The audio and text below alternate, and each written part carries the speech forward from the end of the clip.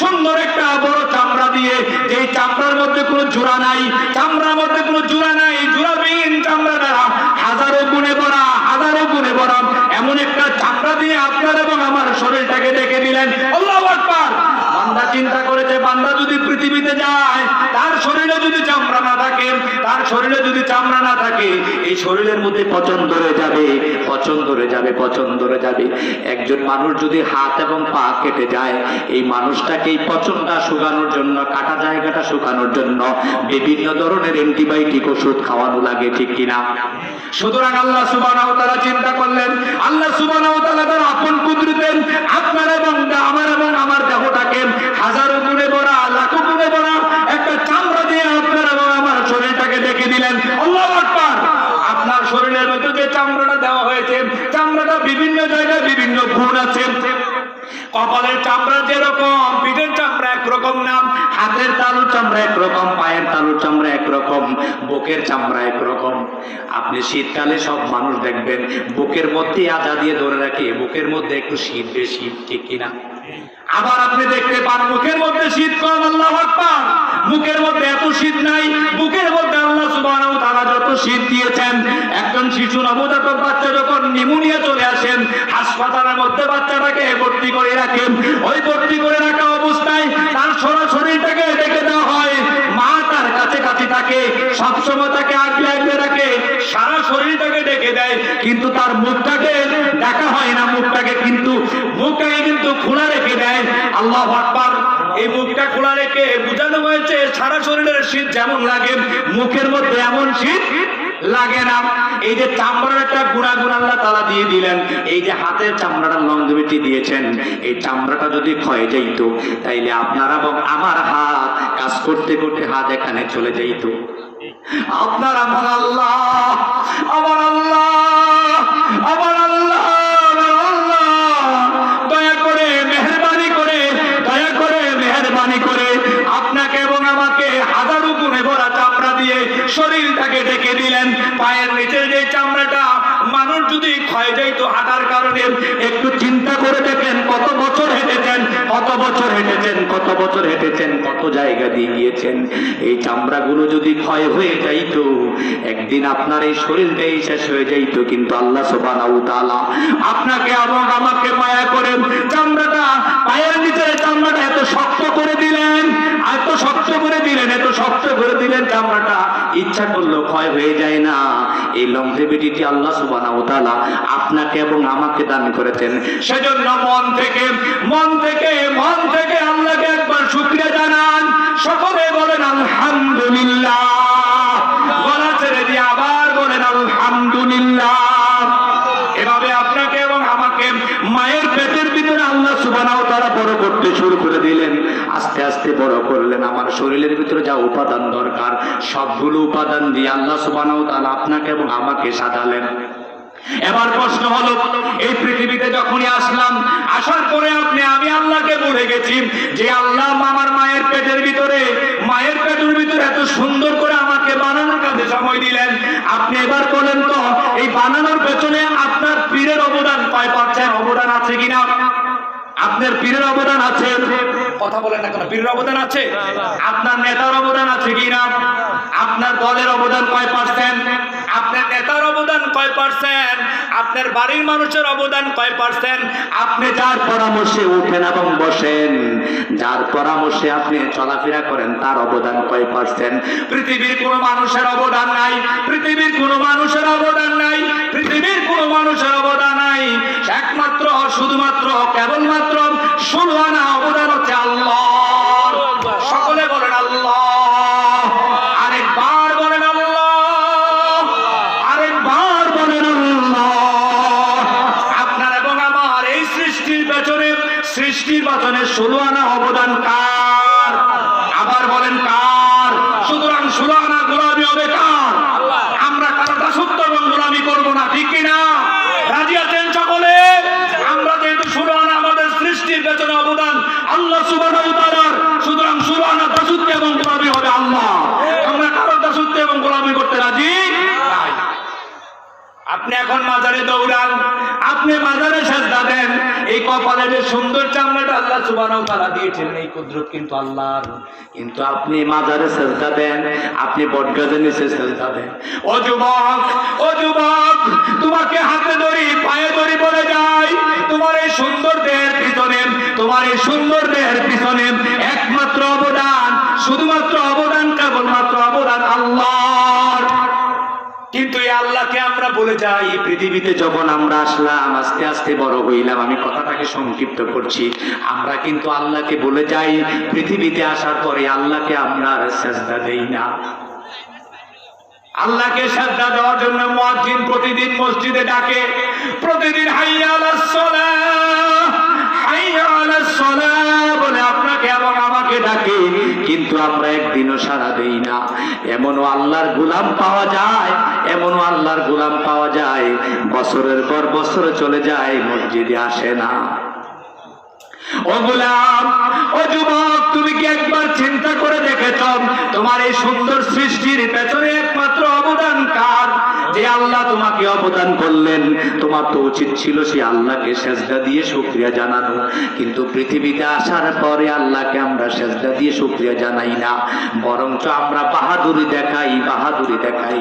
আল্লাহ রাব্বুল আলামিন বলেছেন, ইয়া আইয়ুহাল্লাযীনা ইয়া আইয়ুহাল ইনসানু মা গররাকা বিরাব্বিকাল কারীম। হে পৃথিবীর মানুষ, তোমাদের কি হলো? কোন মোহে তোমাদেরকে ফেলে দিয়েছে? আল্লাহ অনেক রাগ হয়ে কথাটা আমাদেরকে বললেন, হে পৃথিবীর মানুষ, তোমাদের কি হলো? কোন জিনিস তোমাকে মোহে ফেলে দিয়েছে, যার কারণে তুমি আমি আল্লাহকে ভুলে গিয়ে দুনিয়ার মোহে পড়ে গেলা? আল্লাহ আমাদেরকে বলতেছেন, ও দুনিয়ার মানুষ, তোমাকে এত সুন্দর করে আমি বানালাম, তোমাকে আমি রূহ দিলাম, তোমাকে হাত দিলাম, তোমাকে পা দিলাম, কর্ণনাসিকা দিলাম, তুমি কোনো কিছু চাও নাই, আমি আমার আপন কুদরতে সবকিছু তোমাকে দিয়ে দিলাম। তুমি যখন পৃথিবীতে গেলা মানুষ, তুমি পৃথিবীতে যাওয়ার পর আমি আল্লাহকে ভুলে কার দিকে তুমি দৌড়াও? আমরা আল্লাহকে ভুলে গেছি, আল্লাহকে ভুলে গিয়ে আমরা আমাদের মন মতো ওদিকে দৌড়াতে শুরু করে দিয়েছি। এজন্য আমি আপনাদেরকে অনুরোধ করব আল্লাহর দিকে ফিরে আসুন, আল্লাহর দিকে ফিরে আসুন। আল্লাহর দিকে যদি ফিরে আসেন, আল্লাহ তাআলা আপনার জীবনের সমস্ত গুনাহগুলি মাফ করে দিবেন। এমনও মানুষ আছে, আমি আপনাদের কথা জানি না, আমি আমার ব্যক্তিগত কথা বলছি, এই পৃথিবীতে আসার পর এত অপরাধ করেছি, এত অপরাধ করেছি, এত অন্যায় করেছি, এত অপরাধ করেছি, এই অপরাধের কথা যদি পৃথিবীর মানুষ জানে, এই সমাজের মানুষ যদি জানে, সমাজের মানুষ আমাকে গ্রহণ করবে না। আপনাদের অবস্থা কি আমি জানি না, গোপনে গোপনে এমন আমার অপরাধ থাকতে পারে, গুনাহ থাকতে পারে, কেউ জানে না, কেউ জানে না। এই গুনাহগুলো যদি কিয়ামতের ময়দানে ফাঁস হয়ে যায়, নিশ্চিত নিশ্চিত আমি জাহান্নামী হয়ে যাব। এই পৃথিবীতে আসার পর পৃথিবীতে মায়ায় পড়ে গেলাম, মায়ায় পড়ে গিয়ে কত সেনা, ব্যভিচার, সুদ, মদ, ঘুষ, মাগিবাজি, পেশাবাজি, যা করা দরকার নাই তাও করেছি, নারীদেরকে নিয়ে লেলিয়েছি, যার প্রয়োজন নেই তাও করেছি, সুদের খাতায় নাম লিখিয়েছি, সুদের আড্ডাখানা খুলে দিয়েছি, ঘুষ দ্বারা জীবনটাকে ভরপুর করে দিয়েছি, ঠিক কিনা? এই পৃথিবীতে আসার পর এই পৃথিবীর মায়া আমরা ভুলে গেছি, জিনা ব্যভিচারের সাথে লিপ্ত হয়ে গেছি। অনেক যুবক পাওয়া যায় ইউটিউবের মধ্যে সারা রাতটাকে কাটিয়ে দেয়। অনেক মহিলাদেরকে এখনো পাওয়া যায়, এখনো পাওয়া যায় যারা শুধু অপরাধ করে, শুধু অপরাধ করে, এমন অপরাধের সাথে এখন মোবাইলের মাধ্যমে নিয়োজিত হয়ে গেছে যে অপরাধ থেকে এখনো আমাদের সন্তানদেরকে ফিরানো আর সম্ভব হচ্ছে না। আমাদের সন্তানরা সব মোবাইলের অপরাধের মধ্যে জড়িয়ে যাচ্ছে। ও যুবক, তোমাকে আমি হাতে ধরি পায়ে ধরি বলে যাই, ফিরে আয়, ফিরে আয়, ফিরে আয়, ফিরে আয়, দিনের দিকে ফিরে আয়, সঠিক রাস্তায় ফিরে আয়। এখনো সময় আছে। কোরআন তোমাকে হাতছানি দিয়ে ডাকছে, হাদিস তোমাকে হাতছানি দিয়ে ডাকছে, তুমি কোরআনের ছায়া তলে চলে আসো, এই অপরাধ থেকে ফিরে আসো। যদি তুমি অপরাধ থেকে ফিরে আসতে পারো, আল্লাহর নবী বিশ্ব নবী কুল কায়নাতের নবী সরকারে দু আলম নবীজি আমার বলেন, আত্তাইবু মিনাজ যামবি কামান লা যামবা লাহুম। আল্লাহর নবী বিশ্ব নবী সরকারে দু আলম নবীজি আমার বলেন, কোন মানুষ যখন তওবা করেন, কোন মানুষ যখন অপরাধ করেন, অপরাধ থেকে ফিরে আসার জন্য তওবা করে, তওবা যদি খালেস নিয়তে করে, খালেস নিয়তে করে, আল্লাহ সুবহানাহু ওয়া তাআলা তার জীবনের সমস্ত অপরাধগুলোকে মাফ করে দেয়। এমন ভাবে তার গুনাহগুলোকে মাফ করে দেন। একজন নবজাতক শিশু এই মাত্র ভূমিষ্ঠ হয়েছে, নবজাতক শিশু তার মায়ের পেটের ভিতরে, মায়ের রেহেমের ভিতরে যেমন নিষ্পাপ, যেমন নিষ্পাপ, একজন তাওবাকারী বান্দা যদি খালেস নিয়তে আল্লাহর কাছে তাওবা করেন, এমন নিষ্পাপ হিসেবে আল্লাহ সুবহানাহু ওয়া তাআলা কবুল করে নেন। আল্লাহু আকবার। সুতরাং ফিরে আসেন, ফিরে আসেন, এখনো সময় আছে, এখনো সময় আছে। আল্লাহর দিকে ফিরে আসেন, তওবা করেন, তওবা করেন, তওবা করে নিজের জীবনটাকে সুন্দর করে সাজিয়ে নেন। আল্লাহর নবী বিশ্ব নবী জনাবে মুহাম্মদুর রাসূলুল্লাহ সাল্লাল্লাহু আলাইহি ওয়াসাল্লাম বলেন, কুল্লু বানি আদম খাতাউন ওয়া খায়রুল খাত্তাইন আত-তাওয়াবুন। প্রত্যেকটা বনি আদম পাপী, প্রত্যেকটা বনি আদম পাপী, প্রত্যেকটা বনি আদম পাপী। আমরা যত মানুষ আছি, কিয়ামত পর্যন্ত যত মানুষ আসবেন, বিশ্ব নবী আপনার আমার নবী কুল কায়নাতের নবী বলেছেন প্রত্যেকটা মানুষ পাপী, তবে তার মধ্যে উত্তম পাপী হচ্ছে ওই পাপী, উত্তম পাপী হচ্ছে ওই পাপী যেই পাপী গুনাহ করার সাথে সাথে আল্লাহর কাছে মাফ চায়। সুবহানাল্লাহ। উত্তম পাপী হচ্ছে সেই পাপী যেই পাপী গুনাহ হওয়ার সাথে সাথে, অপরাধ হওয়ার সাথে সাথে আল্লাহর কাছে হাত তুলে ক্ষমা চেয়ে নেয়। আমরা কি আল্লাহর কাছে ক্ষমা চাইতে পারবো না? আল্লাহ বলেছেন যদি কোনো মানুষ ক্ষমা চায়, খালেস নিয়তে আল্লাহর কাছে তওবা করেন, তার জীবনের সমস্ত গুনাহগুলো মাফ করে দিয়ে তাকে মাসুম হিসাবে কবুল করে নেওয়া হয়। সুতরাং আমাদের উচিত আমাদের আল্লাহর কাছে আমাদেরকে ক্ষমা চাওয়া। যদি ক্ষমা চেয়ে আপনি আল্লাহর কাছে ফিরে যেতে চান, ফিরে যেতে পারেন, এমন খুশি হবেন আল্লাহ। আল্লাহ নবী বিশ্ব নবী সরকারে দু আলম নবীজি আমার বলেন, একদিন এক যুবক একটি বাসা থেকে একটি পাখি ধরে আনলেন। পাখি ধরে আনার পরে মা পাখিটা তার ওই যুবকের মাথার উপর দিয়ে উড়াল পাড়তেছে, আর একটু পর পর ওই যুবকের মাথার মধ্যে আঘাত করতেছে। মা পাখিটার বাচ্চা বাসা থেকে দুধ ধরে নিয়ে এসেছে। আপনারা একটু ডিস্টার্ব করেন না, কথা বলেন, একটু বসেন, যারা কাজ করা একজনে করেন। জি, মা পাখিটা তার মাথার উপর দিয়ে ওই যুবক সাহাবীর মাথার উপর দিয়ে একটু পরপর আঘাত করতেছেন। আল্লাহর নবী ওই যুবককে বললেন, ও যুবক, ও আমার সাহাবী, এই পাখিটাকে তুমি ছেড়ে দাও। যুবক সাহাবী পাখিটাকে ছেড়ে দিলেন। পাখিটাকে ছেড়ে দেওয়ার পরে ওই পাখিটা চলে গেলেন, বাচ্চা পাখিটা তার মায়ের কাছে চলে গেলেন। মায়ের কাছে যাওয়ার সাথে সাথে মা পাখিটা বাচ্চাটাকে ধরে আদর করলেন, চুমু খাইলেন, আগলে ধরলেন, ডানা চাপতে ধরলেন, পাখিটাকে আদর করেন। এবার বিশ্ব নবী বলেন, ও আমার সাহাবী শুনো, তুমি যে পাখিটাকে ছেড়ে দিলা, এখন তুমি কি দেখতে পাচ্ছ? আল্লাহর নবীর সাহাবী বলছেন, ও আল্লাহর নবী, আমি যা দেখতে পাচ্ছি, আমি দেখতে পাচ্ছি ওই পাখিটা তার মাকে পেয়ে সে অনেক খুশি হয়েছে বাচ্চাটা, এবং মা পাখিটা তার সন্তানকে ফিরে পেয়ে আদর করতেছে, এমন ভাবে চুমু করতেছে।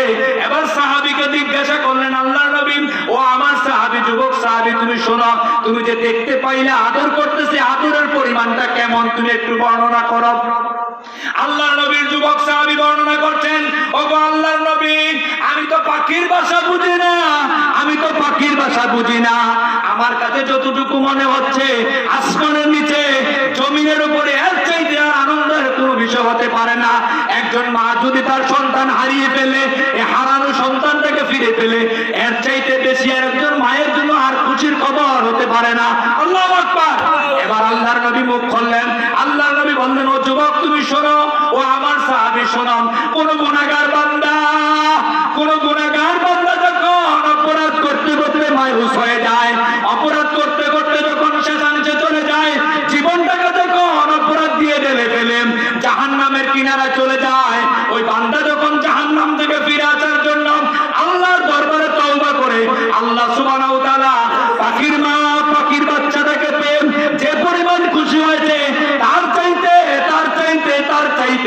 অনেক অনেক গুণে বেশি খুশি হয়ে যান যদি কোনো মানুষ খালেস নিয়তে তওবা করে আল্লাহর দিকে ফিরে যায়। আল্লাহু আকবার। আল্লাহ, এখনো কি আমরা তওবা করব না? ফিরে কি আসবো না? এখনো কি সময় হয় নাই? এখনো কি তোমার নামাজের সময় হয় নাই? যুবক, এখনো কি তুমি আল্লাহকে সাজদা দেওয়ার সময় হয় নাই?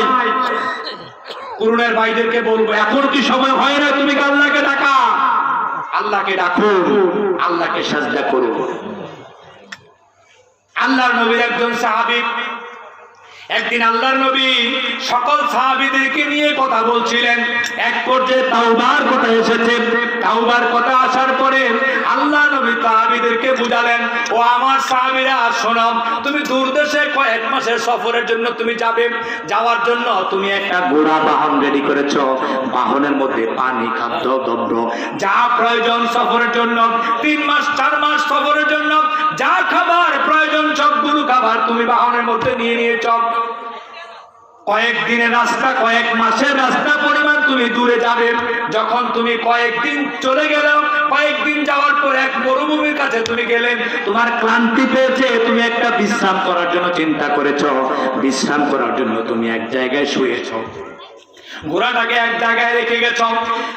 তুমি ঘুম থেকে উঠে দেখলে তোমার যে ঘোড়া, ওই ঘোড়াটা এখন আর নাই। ঘোড়ার ভিতরে ছিল, ঘোড়ার মধ্যে ছিল পানি, ঘোড়ার মধ্যে ছিল খাদ্য, ঘোড়ার মধ্যে ছিল বস্ত্র। তোমার আর চলার মতো কোনো কিছু তোমার হাতে নাই, সবগুলো ছিল ঘোড়ার মধ্যে। ঘোড়াটা হারিয়ে গেল। তোমার এখন কেমন লাগবে? সামনের দিকে তোমার কয়েকদিনের রাস্তা, পেছনের দিকে কয়েকদিনের রাস্তা। সামনে যদি তুমি যাও তাহলে তুমি নিশ্চিত মৃত্যুবরণ করতে হবে। পেছনের দিকে তো তুমি যদি যাও তাহলে তুমি মৃত্যুবরণ করতে হবে। এমন অবস্থায় তুমি যখন তোমার মৃত্যুর সংখ্যা গুনছিলেন, তুমি তোমার জীবনকে নিয়ে যখন আশঙ্কা করছিলেন তুমি যে কোনো মুহূর্তে মৃত্যুবরণ করবে, এই যখন তোমার পরিস্থিতি হয়ে গেল, ঠিক এমন সময় যদি তুমি দেখতে পাও হঠাৎ করে তোমার হারানো ঘোড়াটা চলে এসেছে, তোমার কেমন খুশি লাগবে? আল্লাহর নবীর সাহাবীরা উত্তর দিলেন, ও আল্লাহর নবী, আসমানের নিচে জমিনের উপরে চাইতে আর কোন খুশির সংবাদ নাই। যেহেতু আমার ঘোড়াটা আমি না পাইলে নিশ্চিত মৃত্যুবরণ করব, সুতরাং আমি যেহেতু আমার ঘোড়াটাকে ফিরে পেয়েছি, নিশ্চিত আমার জন্য অনেক খুশির খবর, অনেক খুশির খবর, অনেক খুশির খবর, এত খুশির খবর যা বর্ণনা করে শেষ করা যাবে না। আল্লাহ নবী আবার বললেন, ও আমার সাহাবীরা শোনো, ও আমার সাহাবীরা শোনো, কোন বান্দা যখন অপরাধ করতে করতে, এত বেশি অপরাধ করে, জিনা করতে করতে, ঘুষ বিভিন্ন অপরাধের সাথে নিজেকে জড়িয়ে ফেলে, নিজের জীবনটা শুধু অপরাধ আর অপরাধ, অপরাধ আর অপরাধ, অপরাধ আর অপরাধ। এই বাচ্চা যখন আল্লাহর দিকে ফিরে আসার জন্য একটা সিদ্ধান্ত নেয়, আর সিদ্ধান্ত নিয়ে যখন আল্লাহর দিকে ফিরে আসে, আল্লাহ রাব্বুল আলামিন বুড়াওয়ালার যেভাবে খুশি হয়েছে, যে পরিমাণ খুশি হয়েছে, তার চাইতে অনেক অনেক অনেক অনেক গুণ বেশি খুশি হয়ে যায়। আল্লাহু আকবার। সুতরাং আমাদেরকে ফিরে আসতে হবে, আল্লাহর রাস্তায় ফিরে এসে আমাদের জীবনটাকে ঢেলে সাজিয়ে দিতে হবে। যদি আল্লাহর কাছে তাওবা করেন, আল্লাহর কাছে যদি তাওবা করেন, নিজের জীবনটাকে সাজিয়ে যেতে পারেন, নিজের জীবনটাকে যদি সাজিয়ে যেতে পারেন, তাইলে আপনার কবর হয়ে যাবে আপনার জন্য সুখময়। এই মৃত্যু থেকে তো আমরা বাঁচতে পারবো না। আপনি লাভ তাপ যাই দেন না কেন, সমাজে মাতাব্বরি করেন, দেশে মাতাব্বরি করেন, সারা দুনিয়া আপনার ধমকে কাঁপেন, আপনি ইচ্ছা করলেও পৃথিবীতে থাকতে পারবেন না। এই পৃথিবী ছেড়ে একদিন আপনাকে টিকে চলে যেতে হবে। সুতরাং আমি অনুরোধ করব, পৃথিবীতে থাকা অবস্থায় আল্লাহর কাছে ক্ষমা চেয়ে জীবনের সবগুলো অপরাধ ক্ষমা করে নিতে হবে। যদি আপনি আল্লাহর কাছে ক্ষমা চেয়ে অপরাধগুলিকে মাফ করে নিতে পারেন, তাইলে আপনার কবর হয়ে যাবে আপনার জন্য জান্নাতের বাগিচা। আল্লাহু আকবার। আর যদি আপনি মাফ চেয়ে নিজের অপরাধগুলো মাফ না করতে পারেন, আপনার কবর জাহান্নামের অগ্নিকুণ্ড হয়ে যাবে, জাহান্নামের অগ্নিকুণ্ড হয়ে যাবে। বিশ্বনবী সরকারে দু আলম নবীজি আমার বলেছেন, পৃথিবীতে আমি অনেক জায়গা দেখেছি, আল্লাহ রাব্বুল আলামিন আমাকে মেরাজ করিয়েছেন, জান্নাত দেখিয়েছেন, জাহান্নাম দেখিয়েছেন, আমাকে অনেক কিছু দেখিয়েছেন। তবে আমি যত জায়গা দেখেছি সবচাইতে নিকৃষ্ট জায়গা দেখেছি, সেটা হচ্ছে কবর। অত্যন্ত ভয়ানক একটি জায়গা। সুতরাং ফিরে আসেন, এখনো সময় আছে। এই জীবনটা, এই রূহটা দেখে থাকা অবস্থায় যদি আল্লাহর কাছে একবার যদি আল্লাহকে রাজি খুশি করাতে পারেন, আল্লাহকে যদি ডাক দিয়ে যদি আল্লাহকে একবার যদি খুশি করাতে পারেন, আপনার জীবন ধন্য হয়ে যাবে। সুতরাং হাতে দড়ি পায়ে পড়ে বলে যায়, জীবনের শেষাংশ হয়ে এসে হলেও আপনি আল্লাহর কাছে ক্ষমা চেয়ে মাফ চেয়ে নেন। আমার ভাইরা, আমি সর্বশেষে অনুরোধটুকুই করব, আপনি কিন্তু চলে যেতে হবে, এই পৃথিবীতে থাকতে পারবেন না। সুতরাং চলে যেতে হবে, তাওবা করে আল্লাহর কাছে খালেস নিয়তে তাওবা করে আল্লাহর কাছে ক্ষমা চেয়ে নিতে হবে। নাই থেকে আল্লাহ সুবহানাহু ওয়া তাআলা তিল তিল করে আপনাকে আমাকে বানিয়েছেন। সুতরাং শরনা গোলামি, বন্দেগী, ইবাদত যা করা দরকার একমাত্র আল্লাহর জন্য করতে হবে। রাজি আছি? আমরা সকলে রাজি আছি? আল্লাহ সুবহানাহু ওয়া তাআলা যেন আমাদেরকে, যে আল্লাহ আমাদেরকে নাই থেকে তিল তিল করে বানালেন, আমাদেরকে এত সুন্দর দেহ দিলেন, শরীর দিলেন, কাঠামো দিলেন, বডি দিলেন, যে আল্লাহ আমাদেরকে এগুলো দান করলেন, সে আল্লাহকে জীবনের শেষ মুহূর্ত পর্যন্ত সেজদারত অবস্থায় জীবনটাকে কাটিয়ে দিতে চাই। আল্লাহ সুবহানাহু ওয়া তাআলা আমাদের সকলের আশা আকাঙ্ক্ষাকে কবুল করুক, সবাই বলে আমিন। যতটুকু কথা বলেছি ভুল ভ্রান্ত হয়ে থাকলে ক্ষমা সুন্দর দৃষ্টি কামনা করছি।